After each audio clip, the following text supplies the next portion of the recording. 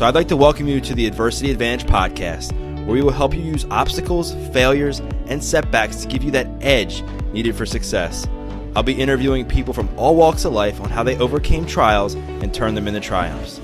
So please sit back, relax, and get ready to be absolutely blown away by some of the wisdom and stories you're about to hear.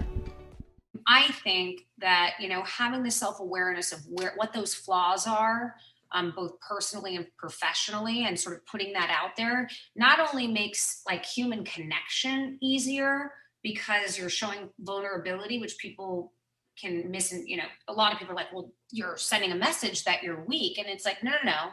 You're actually sending a message that you're completely self-aware. And in a business sense, you can achieve, understanding your failures and having success by filling that void with having a business partner or, whatever that does the things that you cannot do better.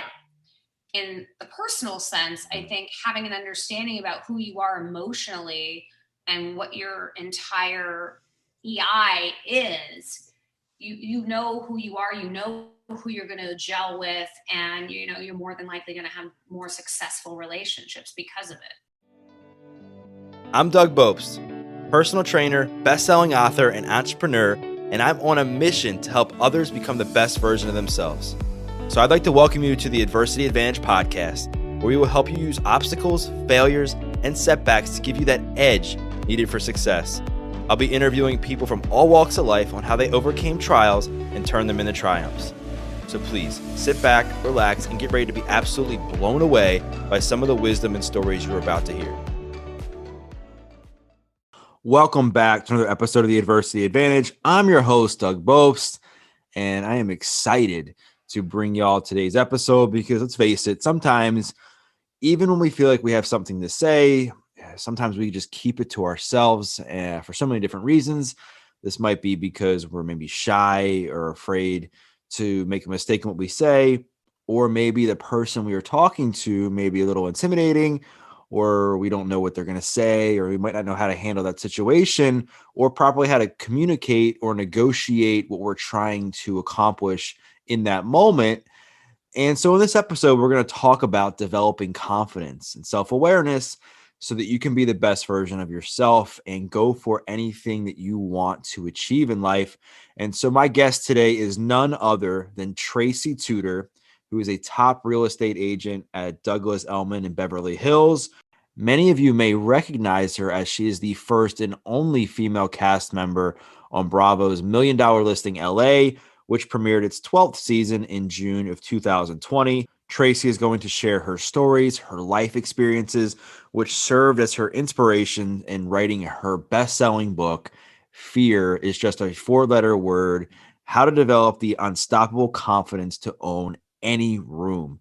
And so tune into this episode as we're going to talk about things like how to navigate through relationships when you feel stuck, Tracy's approach to becoming self-aware, and her advice for people who are trying to figure out how to do that for themselves. We also chat about things such as Tracy's top tips to developing a mindset and being able to sell yourself with the utmost confidence.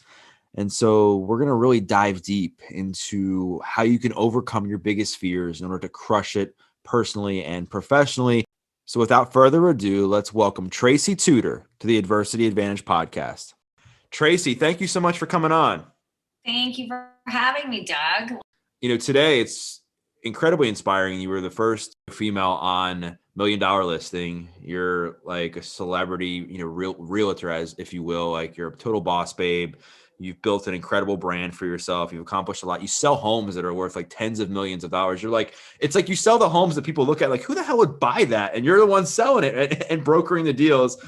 And what's really fascinating, though, is I think a lot of what you're dealing with now and your ability to close and sell yourself and be confident and be around these heavy hitters in the area you're in comes from a lot of your childhood, right? I know your dad was heavily involved in business. I've heard you talk about your dad as being somebody who was very confident in himself. He had his own ego, and it kind of prepped you for what you're in today. So I know so many people know you now from what you do with $1 Million Listing and your own brand and everything else, but talk a bit about your childhood, because I think it's important to go back to that and how that prepped you for not only the person you are today, but how that inspired you to get into real estate. Yeah, I mean, my dad, I was on the phone with him yesterday, and my financial advisor, God bless him for hanging in there. But my dad is a huge personality, and it has quite an ego on him, but earned, if you know what I mean. And I think that there's a lot of people out there that have the ability to earn what I call their ego, and driven by things like actual success and conquering fears and things like that. And my dad did all of that. I mean, he was a, second generation Armenian immigrant. His father came here when he was 9 years old. They couldn't even pronounce his last name. And so we gained the name Tutor. And, my dad grew up in Van Nuys in a really tough crowd. And most of his friends either wound up dead or in jail. And Wow. He ended up going into the military, and afterward ended up at USC. And it sort of changed the course of his life, I think, being there. And then went to work for my grandfather, who started a small construction company. And that little construction company, Tutor Construction, then became Tutor Saliba, and then in turn partnered with Perini, which was an East Coast casino developer at the time. And they were public, so they merged and took the company public. And it's sort of the giant construction company that does bridges, tunnels, the Metro Rail, hotels, the BART system, airports, a lot of infrastructure. So growing up around that, for me, being a woman and watching how tough he was just a lesson. He was loyal as hell, and as am I, but he was really, really tough. And so I was around that a lot, and I began challenging it at an early age. And his friends used to call me Ron Tutor with tits. Really? I swear to God. And because I was just like a ballsy chick. And I worked in my dad's office briefly after I graduated from USC undergrad. And I was waiting tables, and I was miserable doing that because I was trying to act. And so I figured, well, maybe my dad will be sort of understanding if I have to run out for an audition, but I can go work in the office. And I remember I used to hear him just annihilating someone from down the hall. And I would come down the hall guns a-blazing, you can't talk to people that way, have some respect. And he was like, get the hell out of my office. You're 21 years old. Who do you think you are? Right. But there's something that was ingrained in me to challenge that type of powerful male ego. And I think growing up around someone that was as powerful as he was, now granted, he was smart, so I had a certain level of respect for it, but I knew how to navigate it from an early age. And I think that's what sort of helped me navigate, the rooms that I obviously am in today. Yeah, there's a lot to be said for when you grow up in an environment, where you have somebody in your life like your dad who is incredibly successful. He had his confidence in himself, his ego, and in a way, rightfully so, because he did build some things that were incredibly successful. I think there's a big difference between that and somebody who's got this massive ego that stems from deep insecurity for them not doing the things they know they should be doing, right? And then they come off egotistical because they're just trying to project their own, BS into the world. And I think it's admirable for you that you didn't fall into this trap of being intimidated in total, to that personality, to that mindset. You kind of used it to your advantage in a way. I'm sure you had bumps in the road, you had fears that you've talked about in your book. But if you look at now, I hear you talk about you wouldn't really have this attitude and charisma about yourself if it wasn't for how you grew up with your being around your dad and learning how to deal with the guy who would answer the phone and it'd be like, hey, what do you want? That would be, him saying that prepped you now for what you do, where you're in the room with people that have massive egos. They're putting their homes for sale for $50 million, right? Which, again, to reiterate what I said earlier, it's the types of stuff that we as people, small people, are watching, who the heck would buy this, right? And you're the one that's the middle person, brokering these deals, making sure it happens, making sure people are happy. So What I wanted to ask you is, how did you transition in being that 21-year-old? You wanted to get into acting, you went to USC, and then what got you into real estate? You just wanted to decide to like kind of Yeah, I follow mean, you and your dad's lead or something, or? no, not at all. I never anticipated ending up in any sort of facet of real estate at all. I think, I recognized at an early age that my passion for acting was a passion, and that I defined my own success differently. And, I felt like my passion didn't have to be the way that I earned a living, because the two didn't necessarily add up. It wasn't like Right. act and you shall succeed, you know? Yeah. And I needed to make a living. And most importantly, I needed to feel valuable as a like independent female. I did not want to depend on my parents forever.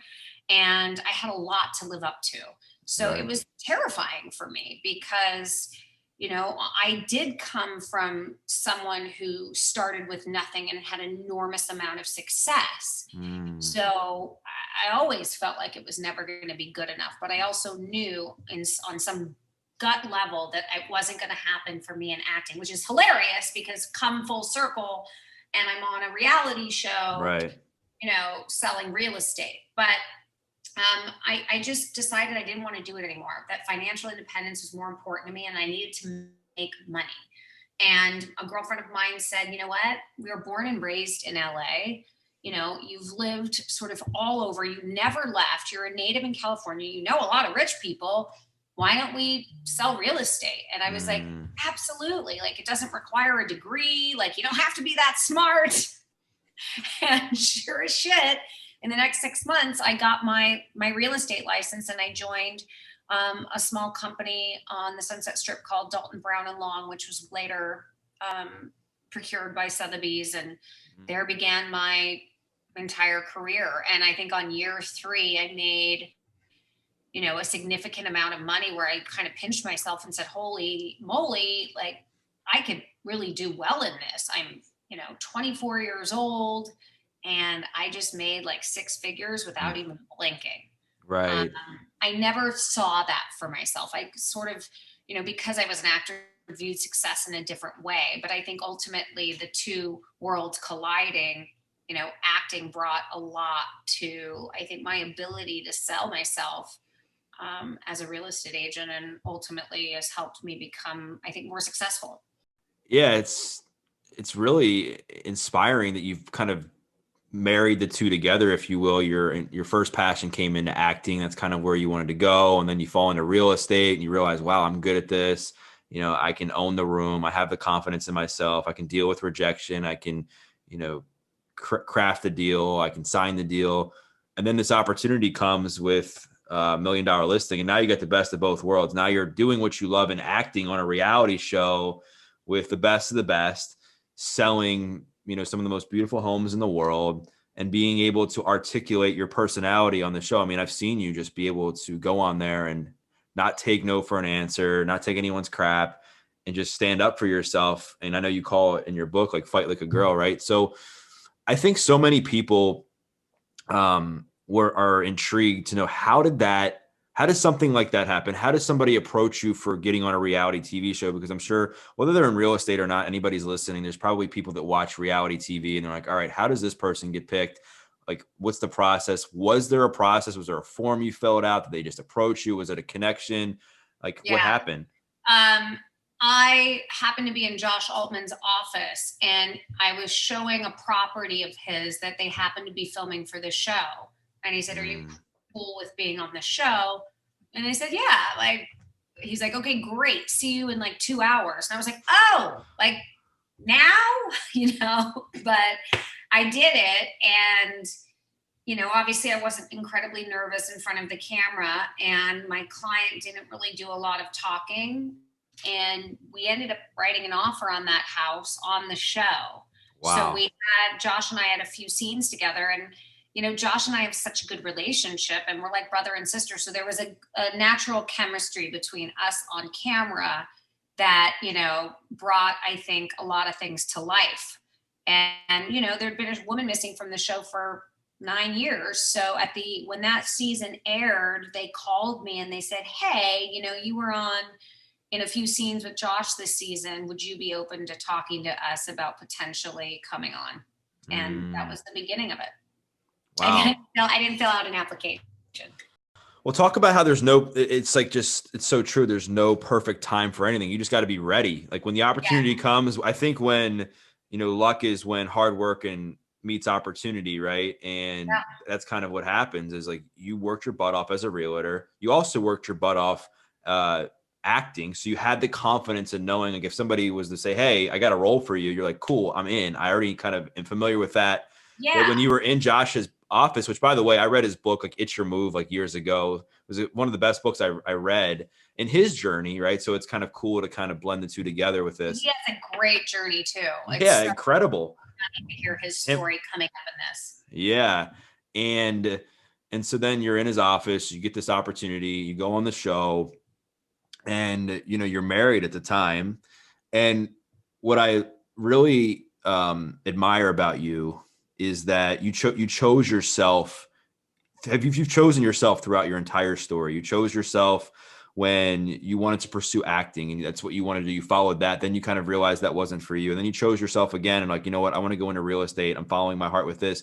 Then you choose yourself with this show and it ends up like breaking apart, your marriage. And what's really, I think what people need to hear is the importance of knowing that when like a relationship needs to end so that you can continue to evolve as a human. So maybe like talk about like maybe, in your own experience with what you had to go through and then some advice for people that are kind of stuck.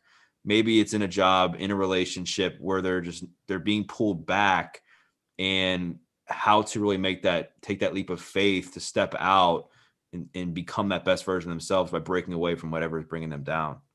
Yeah. I mean, I think we all have something inside of us that is, always there. Right. And you wake up and you decide every single day if you're going to listen to that voice. And I think more often than not, most people don't.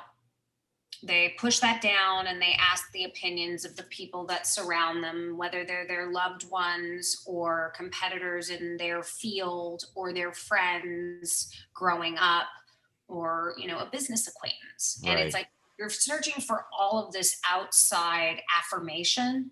And it's such bullshit because the affirmation that you really need is completely from within. And it's that fear of like letting that voice come out and what people are going to think of that voice and how they're going to receive that voice that prevents us from being able to sort of channel it every day. And I talk about this all the time, but it's an exercise. You really do. If you're not accustomed to trusting your instincts and speaking clearly on them, you got to practice. And, for me, it took a long time, I think, particularly recognizing that my marriage was not meant to continue, to sort of get off the fence and, land on the other side. And I talk about it in the book, you sit on the fence too long and you're going to get splinters in your ass. Yeah. And I did. I got a lot of splinters because the truth is I realized that probably 7 years before, maybe 5 years before, we ended up separating. So it's everybody in their own course. But I do think that the more you listen to that gut and you let it, crop up and you access it in the moment, then, you're being true to yourself. And when you're true to yourself more often, the answers just come so much easier and you have no one to apologize for. And you don't wake up going, well, what did I say to that person? Because it's all there. It's all honest. And that to me is like, it's so much nicer to live that way than to live in that place. I watched that documentary. It just makes me jump to that American Murder, the girl next door. Did you see this documentary?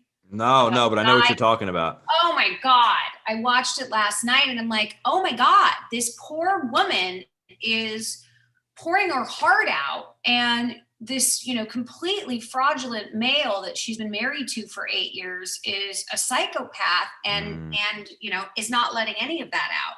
It's such a shame to me that she didn't trust her instincts. And well, now she's no longer with us. And I just wish that people could start that earlier. Like that's my biggest thing in this book that I think I was surprised but happy about was that young women are really responding to it. I have a lot of like women in their early 20s that are like, hey, your book really spoke to me because I just don't want to be 40 and just figuring it out. I want to figure it out right now. And it's like, it's a very hands-on guide to that, but it all starts with being able to channel like that voice and use it on a daily basis. And it's like waking up and working out. You have to listen to it.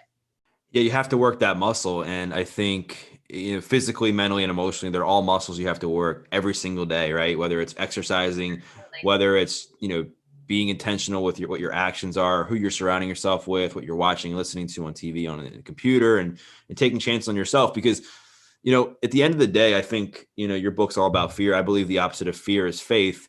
And I think that with faith comes failure. Like, I believe you have to fail and take chances on yourself to get to that next level and get what you want in life, right? Because I believe that if we don't fail, it means we've never taken a chance on ourselves. If we've never taken a chance, it means we never really had the courage to try. And if we never try it, we never had belief in ourselves, right? Or faith and that self-awareness to know that, okay, like I can do this. Like, I don't want this in my life anymore. I don't want to be that person when I'm 50, 60, 70 years old and I'm around the campfire with my grandkids and my grandson or my granddaughters being like, hey, Doug, like, are you happy with the way you live? And I don't want to be that person that's like, you know what? Like, I wish I would have taken more risk. I wish I would have actually chosen myself more and had the self-awareness to, set goals and go after what I wanted. And I know for what you talk about in your book, like one of the main pillars is having self-awareness. I know you talk about owning a room and you talk about developing this confidence, but I want to get into the self-awareness because I think without that,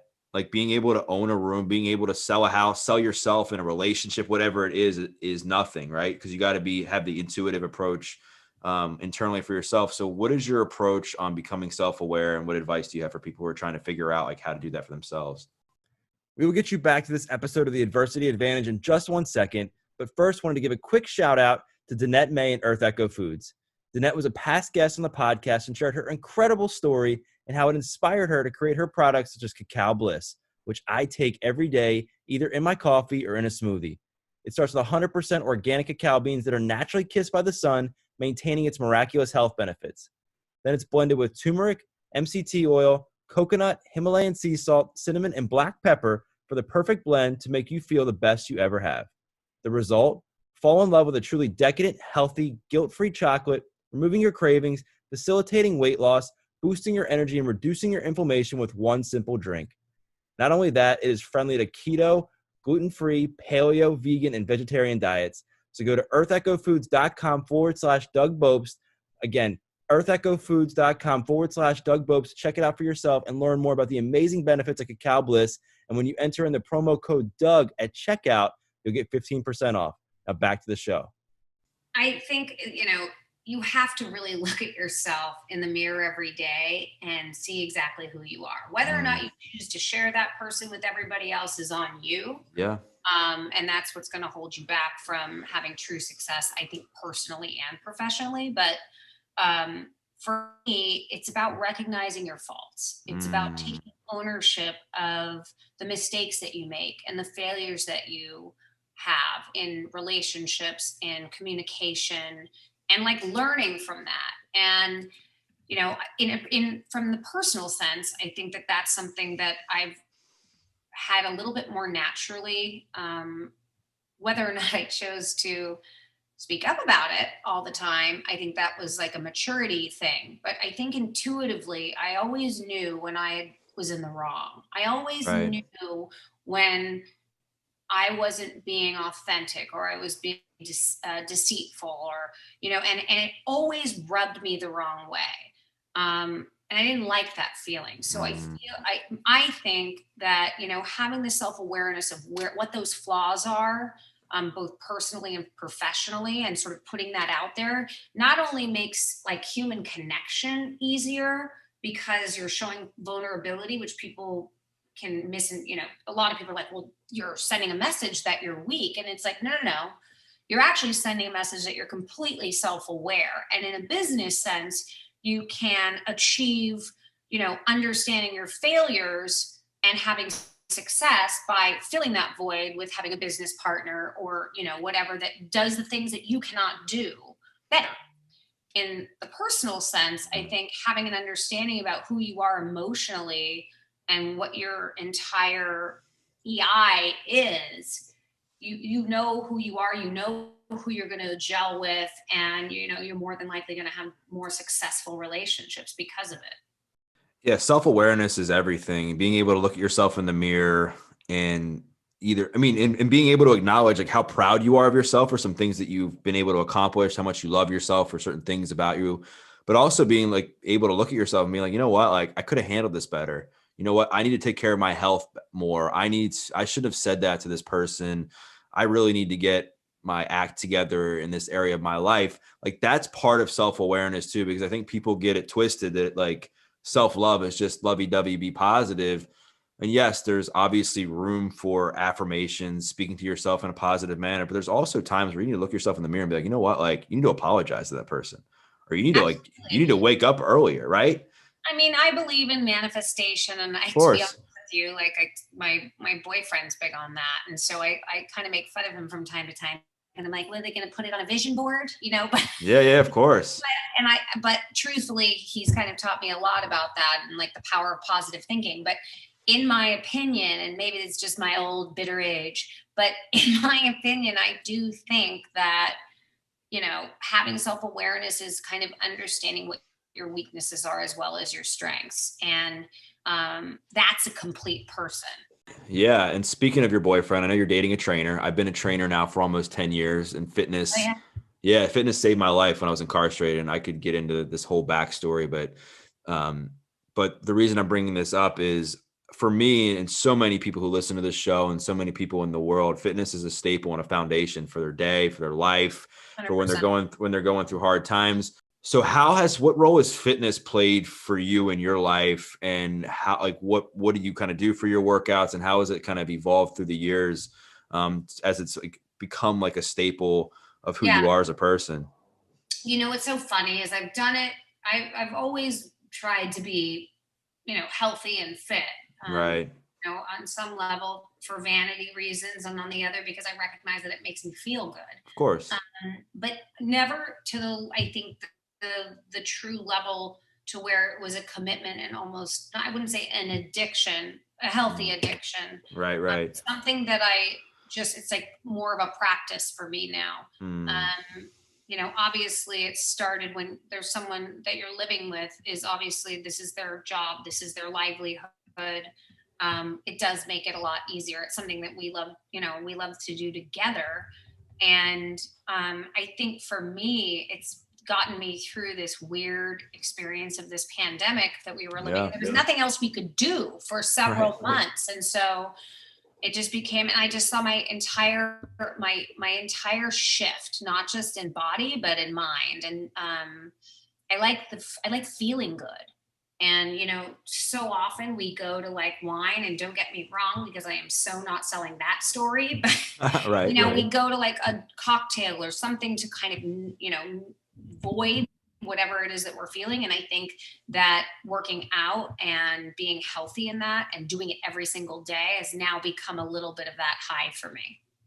Yeah, I mean, I think there's so many benefits of fitness from the physicality component. I think the main goal, at least I would say most people want to look good naked when they're looking at themselves in the mirror. They want to look good on Yeah, the beach. right. I mean, honestly, like when people tell me they don't really care about what they look when they work out, I'm like, yeah, right. I'm like, you can just open up and be like, you know what? Like, if it would be nice if I had some abs, be nice if I had some arms or whatever your goals are. But I think what's even more powerful about fitness is the mental and emotional benefits, and it gives you structure. You get Totally. comfortable being uncomfortable. You are able to develop self-confidence in yourself, your energy, blah, blah, blah, blah, all that stuff. And it's also like you're also choosing yourself in a way that you're telling yourself that your body deserves love and to feel good based on how you're treating it, right? Like you're showing yourself like, you know what, I'm working out today because I love myself enough that I know that if I work out, I'll feel better, I'll look better, and I'll perform better, throughout the day. And, you go into a deal, right? And your mindset is obviously like, I need to close this deal. Some of these homes, like we've said a few times, are worth, 30, 40, $50 million. But I think it's no matter what, if you're selling a 40, $50 million home or you're selling yourself, you have to have confidence in what you're doing. So what are some things that you have done? Maybe it's some tips you could tell the audience that you go into, where you are able to kind of like develop this mindset to be able to kind of sell yourself with like the utmost confidence that you can. I definitely think that it starts for me with working out and feeling good. I don't think that people truly value serotonin as much as they should. And until you really experience it, I know so many people, and that's why I have so much respect for what Eric does, and you as well, because when you work with the client and you see like the drag and just like the heaviness, emotionally and mentally, when someone who might be overweight or unhealthy coming into the gym, I watch it a lot. I watch it with some of his clients, and that struggle to get to a place where that person actually starts to feel good about themselves, but also has the ability to, like, you all just all of a sudden see like this energy, and the serotonin is so crucial. And so for me, that's a big piece of what makes me feel really pumped. Like before I go into a meeting, it's like taking care of yourself. You want to be on point. You want to feel good. You don't drink the day before. You drink a lot of water. You eat food that's good for you. You focus, you sit down, you go to bed early. It's like, these are all really basic things. If we just cut the fat for a minute and like go to just the basics, like it's not that difficult. It's just, what it requires? Someone to be committed. And today, I just don't think that that's something that's very comfortable for people, because we're all like in this 24 hours a day with our head in our phones, figuring out how to get gratified. And it starts somewhere else. And even though I understand that intellectually, I know that I'm still part of the problem there. And I think that if we can just get focused and really, really make an effort to take care of ourselves in that way every day, then it's going to be a lot easier to walk into any room and be like in the room, like not in your phone, not in what happened before you walked into the room or where you are after. You're just going to be in the moment. And I think we don't live in the moment anymore. Yeah, I think taking the time to pour into yourself, into your health, into wellness, into what is important to you, to fill your cup up so that you can be prepared throughout the day to attack life's battles, to attack rejection, to attack, the things that can come at you as we go about the course of our day, is extremely important. Because look, let's face it, life's going to happen, and you're going to go to work, whether you're selling homes, whether you're, at a grocery store, whatever you're doing, and things aren't going to go your way. You're not going to, have success at everything you do. And so it all comes back to how you feel, about yourself and what you're doing for yourself that's going to help you move through that. Right. And I think one of the other things that I think you do a phenomenal job of in your book of articulating is not being attached to like the outcome. Right. Because I think if we're just solely looking at the outcome, we lose sight of the journey. We lose sight of the progress. We lose sight of ourselves. So talk a bit about how not obsessing over the outcome and attaching that to like your success has really helped you not only stay like sane and stable through this like grueling profession you're in, but also to grow as a person. Oh my God, I cannot tell you. There are days where I wake up and I go, I've got like 2 more years left in me. You know what I mean? Yeah. Like, and I should have like 15 or 20. There's definitely hard days. I was looking at Altman's, he did like a little YouTube thing that he posted today where he's talking about, we always talk about, all of our successes on these platforms. And I'm like, well, you do. No, but in this moment and talking on this YouTube piece, he was talking about, the failures along the way and the deals that we didn't get.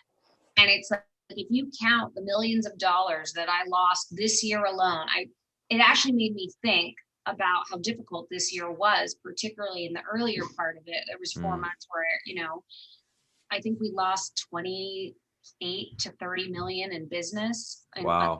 That was under contract. So like do the math on just, commissions lost to myself and my team, and figuring out how to shift our mindset and like keep it moving. I believe honestly in embracing the lost.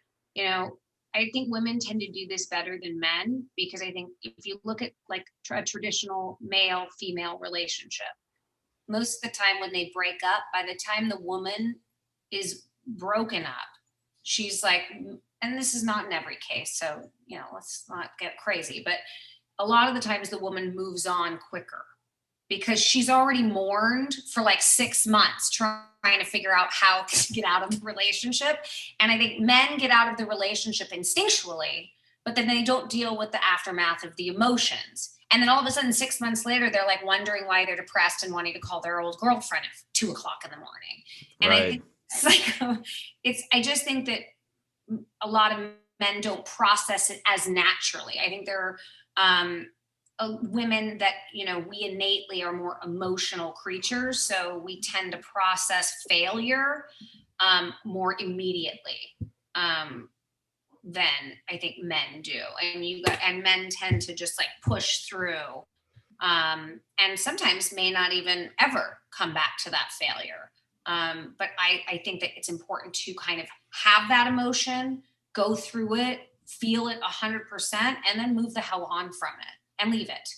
It's not to be like put in a closet per se. It's just, you know, you don't have time to like have all that negativity and failure sitting on top of you every day, sort of burying you. Yeah, I mean, I think the quicker you can move on and forward with no matter what you're leaving behind in your life in a healthy way, not only will you train your mind, train your body, train your heart, that when that you're able to do that again, because it's going to happen again. Like the odds are, if you experience heartbreak once, it'll happen again. Odds are, if you lose a job, it'll happen again. If you lose a deal, it'll happen again, so on and so forth. Not only will it do that, but it'll help you not stay in that hamster wheel of feeling sorry for yourself and saying, woe is me, right? Which ultimately, you're never going to recover. Like you think, like when you're in that space, you're like, I'm never coming out of it. Like I'm so devastated, whether it's personal or business. Like I can't do that. You do the whole, I can't fucking do this anymore. Yeah. I mean, how many times do we all say that? And then of course you wake up the next day and you're like, oh my God, I can totally maybe do it one more time. Exactly. I can definitely try again. I can definitely try again, because that ultimately, you know, not moving through those emotions in a healthy way eventually gets us the result we don't want, which is us being happy and fulfilled and achieving success. But when we are able to sit and be patient and just do the necessary things we know we should be doing, whether that's obviously exercise, hanging around different people, being around things that are uplifting for you, staying grateful in whatever way works for you, like spiritual, everything like that, you'll be able to like move through it and then get to a point where you're like, oh, I have the confidence again to try again. I feel fulfilled. I'm, you know, feeling like myself again because I lost part of myself or whatever it is.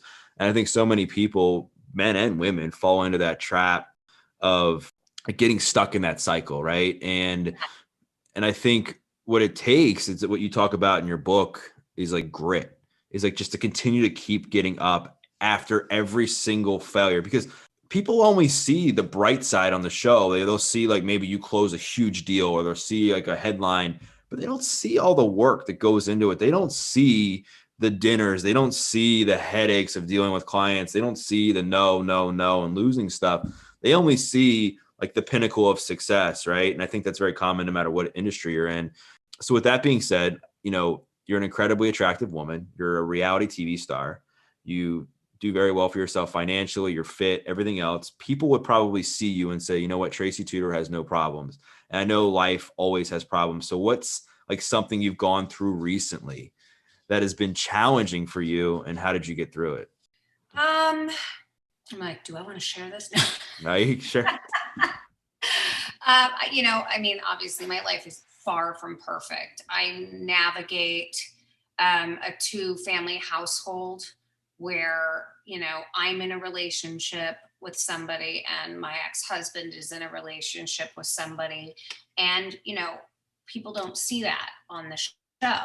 So people's version of who I am personally is only, again, seen through Instagram, where I'm posting maybe some work stuff of me at a listing, or I'm posting a photograph that was taken at a photo shoot, or, lifestyle moments and things like that. But I don't post my kids because they don't want to be posted.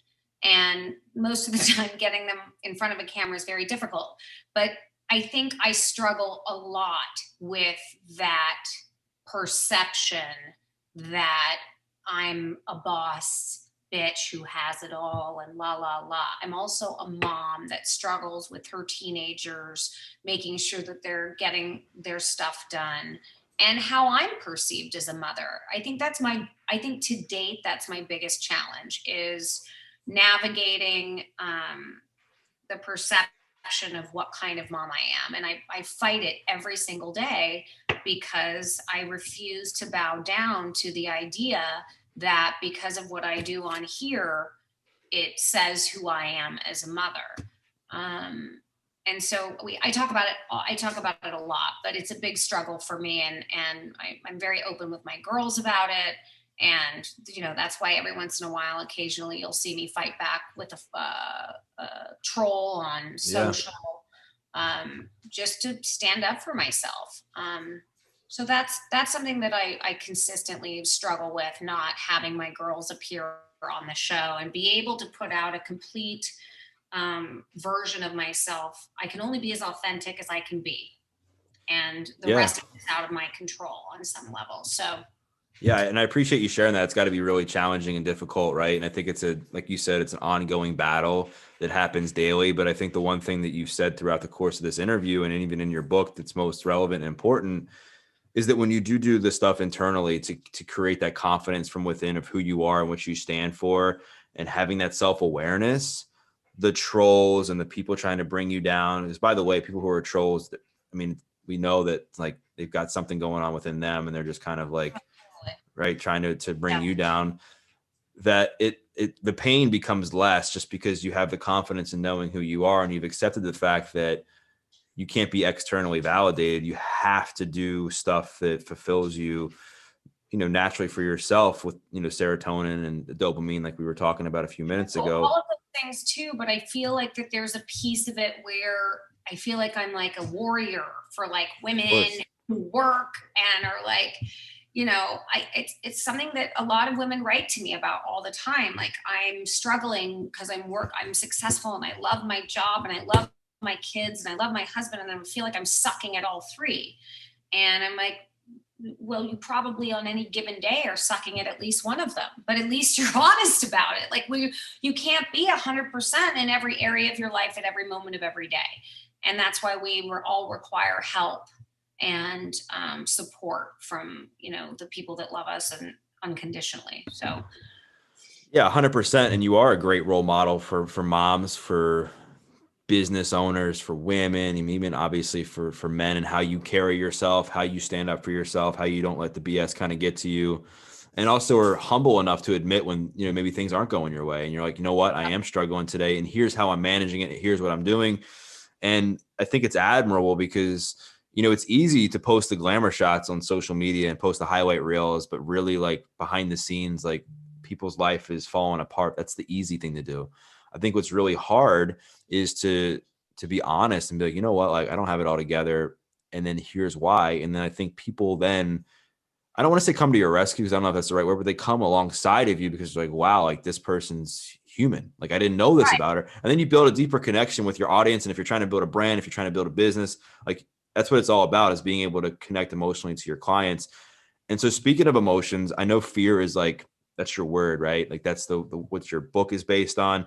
My last question for you is this, is I want you to kind of imagine that like young Tracy, right? Maybe you're 17, 18 years old. You're kind of going through a lot of fear, like of, maybe you're not sure if you're going to make it as an actress. You're unsure like what to do. Are you going to follow in your dad's footsteps? Like what advice are you giving to young Tracy to kind of navigate through her fear? Simple. Trust your gut and actually use it. Like every single time you're in a human interaction, when you feel something, speak it. Period. Boom. Good, bad, or ugly. I mean, when your gut is going to be right 90% of the time, that's like your intuition telling you that something's off with the conversation that you're having, or you're feeling something more is there, that's when you need to speak up and say, there's something more here. I'm feeling like, you know what I mean? And I wish I could have done that at a younger age. Love it. I love it. And I couldn't have said it better myself. And I think, there's how simply you just put that. I think a lot of people are going to relate to that. And not only that, just everything you've said in this interview. And I really appreciate your time. I know you're busy. I know you have a lot going on. And I think the audience can get a ton out of this, like I said. I hope And so. so where can people find out more about you? You got your book, Fear is Just a 4-letter word. I know that's doing very well, and you're on Instagram, but where else can people find you? Well, if you're looking for real estate, you can find me at tracytutor.com. Obviously, I am on social media quite a bit. We're promoting the book a lot. And Right. for those of you who haven't read it, you can find it on Amazon or anywhere. Most bookstores have it as well.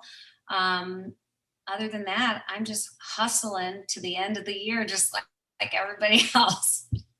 Sweet. Well, thank you once again. I will be sure to plug all that stuff in the show notes. And for those listening, if you found this episode resourceful, be sure to reach out to Tracy, reach out to myself, take a screenshot with your biggest takeaway. We love to hear feedback.